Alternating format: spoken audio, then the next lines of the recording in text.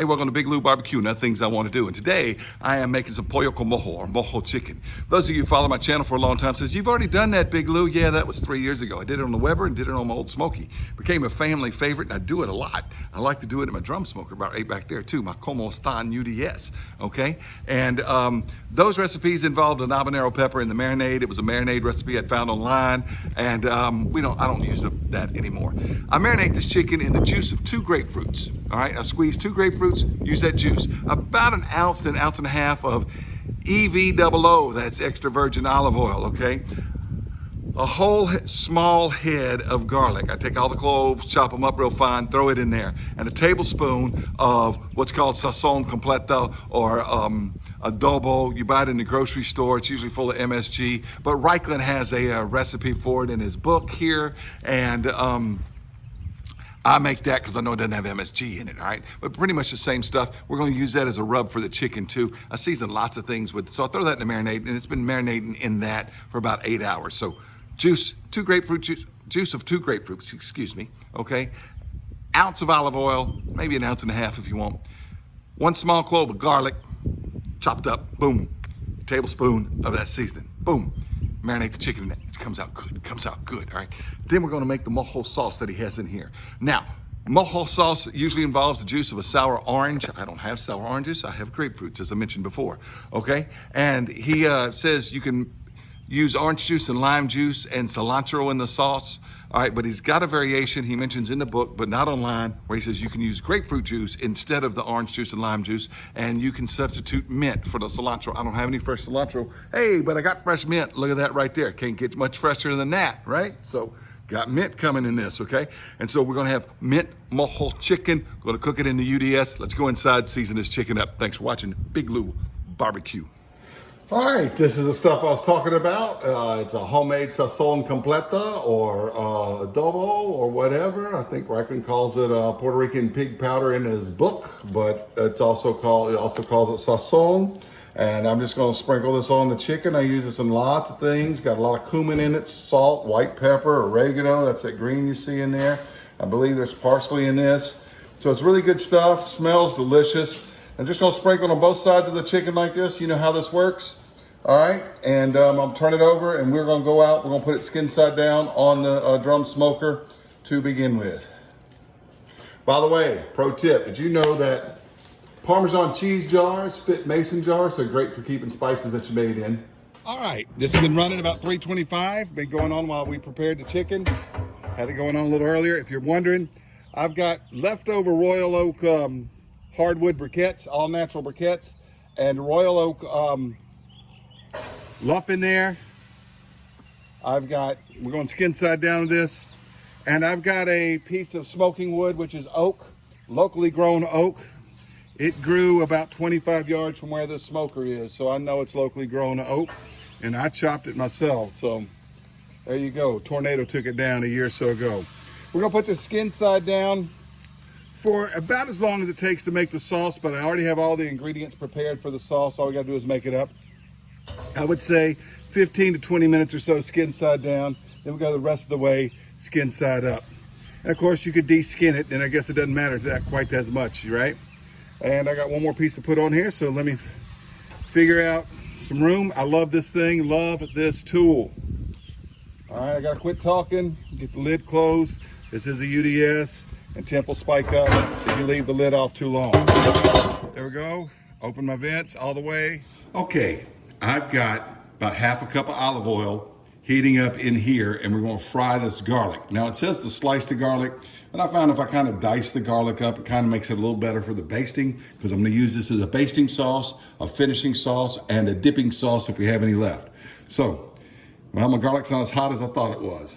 I'm sorry, my oil's not as hot as I thought it was, but we're gonna begin to fry this up. It is heating, and as it fries, it'll start to turn brown. All right, well, my oil's gotten hotter now, about where I want it. It's on medium-high heat. I thought I'd gotten it hot enough to start frying this, but you can see the garlic pieces are beginning to fry. When they start to turn to a golden brown, that's when we add the other ingredients. Okay, as you can see, it's turning brown. So it's time to add the other ingredients, which is 2/3 a cup of this grapefruit juice and a if you do juice one grapefruit, one average size grapefruit, it's 2/3 of a cup.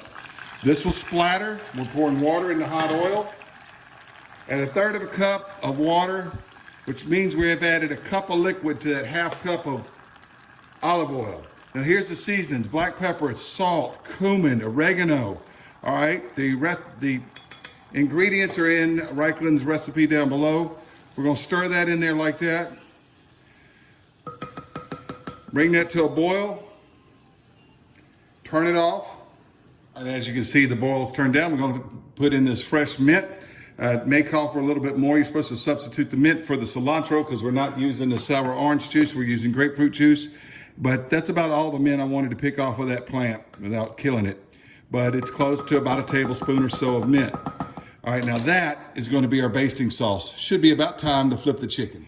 All right, the neighbor feeds his hunting dogs this time of night, so you may hear them barking in the background. Let's see how we're doing here. All right, we're gonna flip it. And got to work kind of fast here. Yep, we're doing great. Doing great.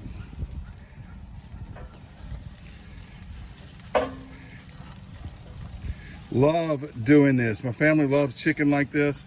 I want to share it with y'all. And the first time I did it, you know, it was more of an experiment on camera. I want y'all to know I continue to do this. I've said in those videos it'd be a family favorite. It certainly is. I like to do it in my drum cookers. And just recently got a new drum cooker, and I recently refurbished this one too. So been a while since I cooked on it. Now don't mind leaving the lid open a little bit because the temperature didn't recover as much as I wanted to recover once I put the chicken on there. It went down to about 300. Didn't get back up to the 325, 350 range. It stayed around 310 or so. So I don't mind if it gets a little hotter. But we're gonna take that sauce right there and baste it all over this chicken. Now I've got some in reserve because we're gonna do it again when we pull this off as a finishing sauce. See, that olive oil is heating up, so I do have to work fast now. And if I have any left, it's gonna be a dipping sauce. When I tear a fork into this chicken, woo! All right, let's get this lid on there before I burn everything. Open my vents back up. Darkness is just about to set in here. And boy, that is hot. Should have had my heat glove on. But set that to the side. And I believe this chicken is done. Oh yeah, that's one of the largest pieces. And it's at 184. I'm gonna baste this again with that sauce and pull this off of here, and I'll see you inside. I know you can't see this too well, but I'm simply gonna baste them, then I'm gonna pull them off. Change of plans. I'm gonna pull them off, put them on the platter, and then I'm gonna baste them.